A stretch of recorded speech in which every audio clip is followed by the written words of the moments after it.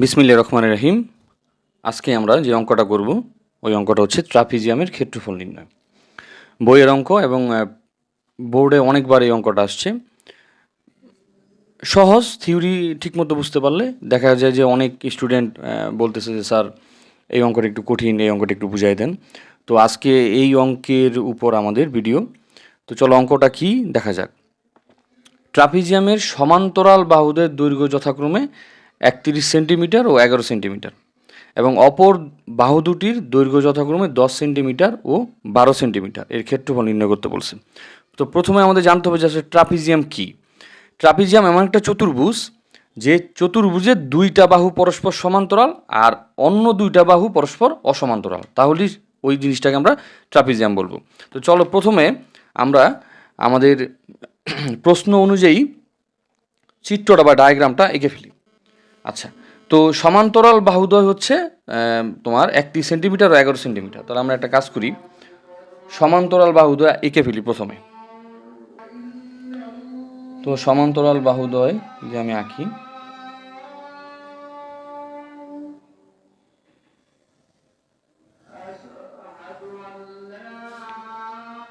একটা হচ্ছে 31 সেন্টিমিটার আর একটা হচ্ছে 11 সেন্টিমিটার। তাহলে সমান্তরাল বাহু আঁকতে হবে আমার।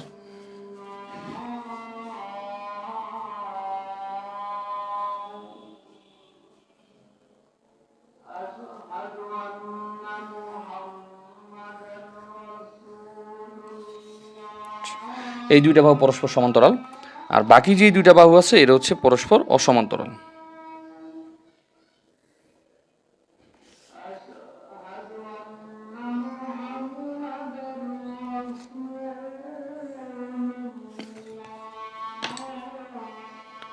অর্থাৎ এটা একটা ট্রাপিজিয়াম। এই ট্রাপিজিয়ামের এই বাহু এবং এই বাহু পরস্পর সমান্তরাল এবং এই দুইটা বাহু পরস্পর অসমান্তরাল। এখন এদের আমরা একটু মান নিই যে এই সমান্তরাল বাহুদের মধ্যে এই বাহুটা হচ্ছে সবচেয়ে বড়, তাহলে এইটা হচ্ছে 31 সেন্টিমিটার,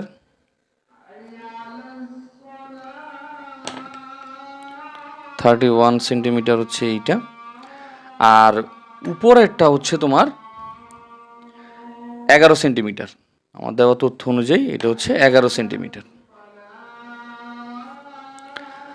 আর অসমান্তরাল যে বাহু দুইটা আছে এর মধ্যে একটা আমি ধরলাম 12, এই বাহুটা আমি ধরতেছি 12, আর এইটা হচ্ছে 10। তো আমার যে তথ্য উপাত্তগুলি দেওয়া আছে এই তথ্য উপাত্তগুলির মাধ্যমে আমি চিত্রটা আঁকলাম। এখন আমার এই ট্রাপিজিয়ামের ক্ষেত্রফলটা নির্ণয় করতে হবে। তো ট্রাপিজিয়ামের ক্ষেত্রফল নির্ণয়ের সূত্রটা কি? ট্রাপিজিয়ামের ক্ষেত্রফল নির্ণয়ের সূত্র হচ্ছে ট্রাপিজিয়ামের ক্ষেত্রফল হাফ ইন্টু এ প্লাস বি ইন্টু এইচ। এখানে এ বি কি? এ বি হচ্ছে সমান্তরাল বাহুদ্বয়, আর এইচ হচ্ছে গিয়ে এই সমান্তরাল বাহুদ্বয়ের মধ্যবর্তী দূরত্ব বা একটা ট্রাপিজিয়ামের উচ্চতা। তাহলে সমান্তরাল ট্রাপিজিয়ামের ক্ষেত্রফলটা কি? হাফ ইন্টু সমান্তরাল বাহুদ্বয়ের যোগফল ইন্টু সমান্তরাল বাহুদ্বয়ের মধ্যবর্তী দূরত্ব বা ওই ট্রাপিজিয়ামের উচ্চতা। অর্থাৎ ট্রাপিজিয়ামের ক্ষেত্রফল বের করতে হলে মেনলি আমি সমান্তরাল বাহু জাতীয় জিনিসগুলির রাশিগুলি নিয়েই কাজ করব। ঠিক আছে? আচ্ছা, এখন সমান্তরাল বাহুদ্বয়ের দৈর্ঘ্য তো আমার দিয়ে দিছে, এ এবং বি এই দুইটার দৈর্ঘ্য তো আমার দিয়ে দিছে। আমার জাস্ট এই অঙ্কের জন্য বের করতে হবে কি? এইচ। অর্থাৎ এই দুইটা বাহুর মধ্যকার দূরত্ব, আর দূরত্ব বলতে আমরা লম্ব দূরত্ব বুঝি, বা এই ট্রাপিজিয়ামের উচ্চতা। এখন এই ট্রাপিজিয়ামটাকে আমরা লেবেলিং করি যে এটা এ বিন্দু, বি, সি অ্যান্ড ডি বিন্দু। এখন আমার এই দুইটা সমান্তরাল বাহুর মধ্যবর্তী দূরত্ব বা উচ্চতা নির্ণয় করতে হবে। এই কারণে আমি এই ডি বিন্দু থেকে এ বি এর উপর লম্ব টানব এবং সি বিন্দু থেকেও এ বি এর উপর লম্ব টানব।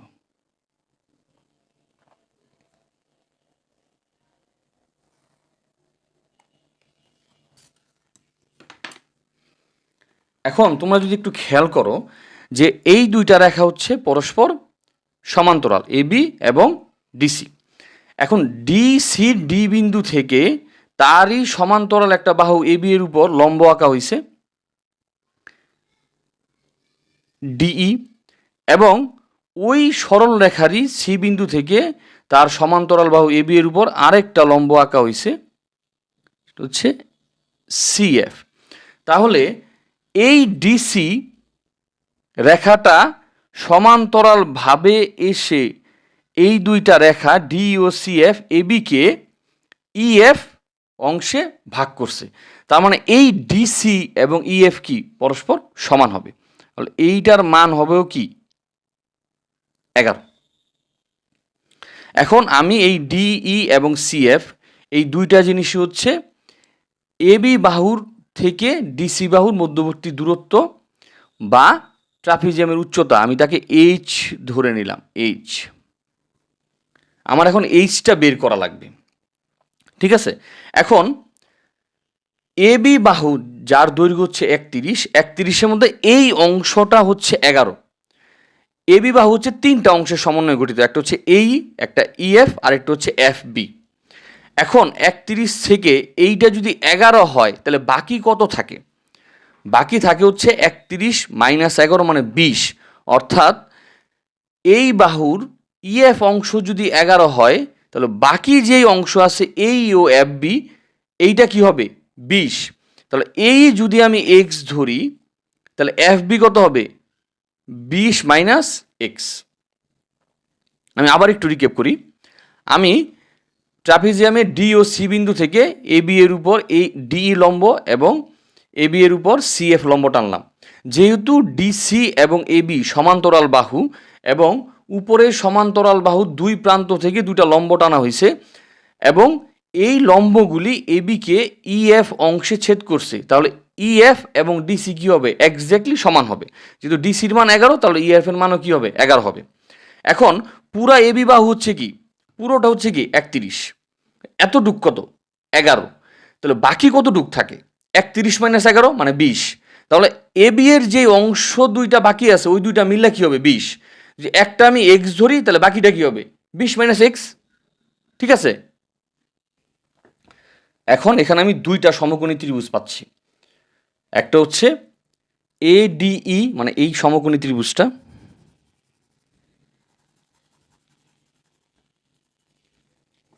এবং আরেকটা সমকোণী ত্রিভুজ হচ্ছে সিবিএফ এই সমকোণী ত্রিভুজটা। আমার এই দুইটা সমকোণী ত্রিভুজের মাধ্যমেই এইচ এর মানটা বের করতে হবে। তো চলো আমরা প্রথমে এডিই এই সমকোণী ত্রিভুজটা নিই।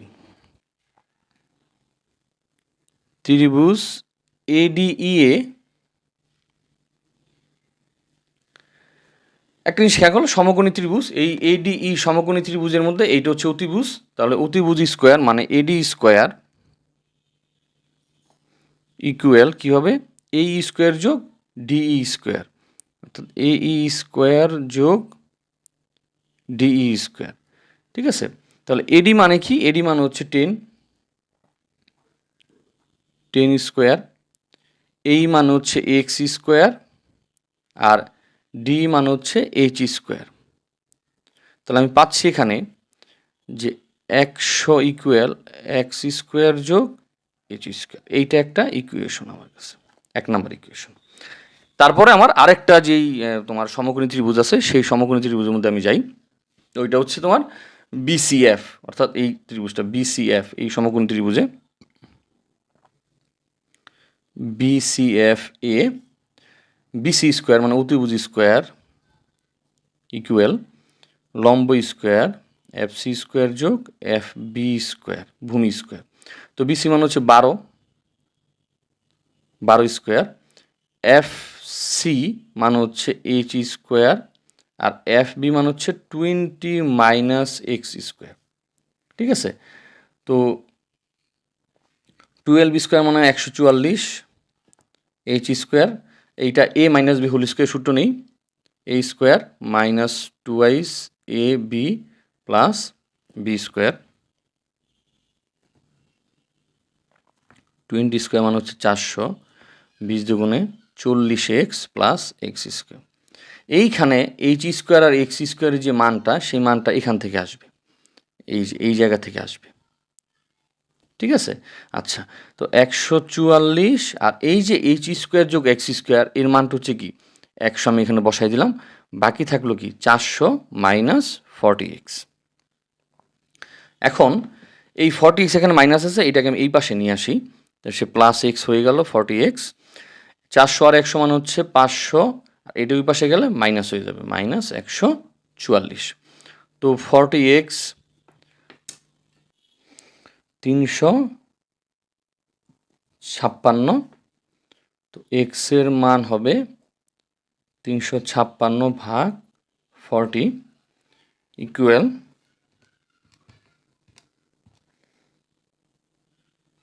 8.9, অর্থাৎ আমরা এক্সের মান পেলাম হচ্ছে 8.9। এখন এই এক্সের মানটা আমরা আমাদের 1 নম্বর সমীকরণে যদি বসিয়ে দিই আমি, তাহলে আমি এইচ এর মানটা পেয়ে যাব। এখানে 100 যোগ এক্স এর মান আমরা পাইলাম 8.9 স্কোয়ার যোগ এইচ স্কোয়ার, তো 100 ইকুয়াল 79.21 যোগ এইচ স্কোয়ার। এখন এইটা যে এই পাশে যায় তাহলে সে কী হয়ে যাবে, মাইনাস হয়ে যাবে। তো এইচ স্কোয়ার ইকুয়াল 100 মাইনাস 79.21, ঠিক আছে। তো আমরা দেখি আমাদের অ্যান্সার আসতেছে এইচ স্কোয়ারের 20.79। তো এইচ এর মান এখানে আসতেছে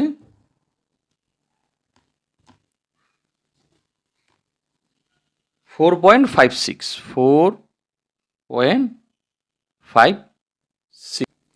সেন্টিমিটার।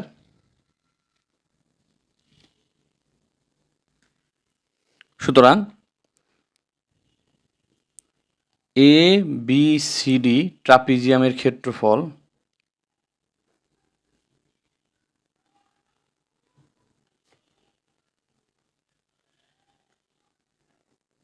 হবে হাফ ইন্টু সমান্তরাল বাহুদ্বয়ের যোগফল, মানে এ বি যোগ সিডি ইন্টু এই সমান্তরাল বাহুদের মধ্যবর্তী দূরত্ব বা উচ্চতা।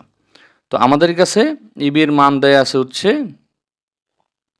31 আর সিডি এর মান হচ্ছে 11, আর এইচ আমরা কিছুক্ষণ আগে পাইলাম 4.56।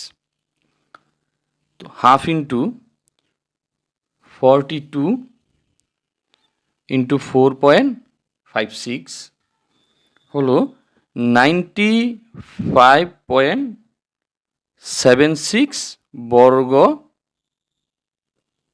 সেন্টিমিটার। তো খুব সহজে দুইটা সমকোণী ত্রিভুজের মাধ্যমে আমি ট্রাপিজিয়ামের উচ্চতাটা বের করলাম। বেসিক্যালি এই অঙ্কটা হচ্ছে ট্রাপিজিয়ামের উচ্চতা বের করার অঙ্ক। যদি উচ্চতাটা বের হয় তাহলে আমরা খুব সহজেই সামান্তরিকের ক্ষেত্রফলটা বের করতে পারি। আশা করি বুঝতে পারছো। পরবর্তী ক্লাসে আমন্ত্রণ জানিয়ে আজকে এখানেই শেষ করছি। ফি আমানিল্লাহ, আল্লাহ হাফেজ।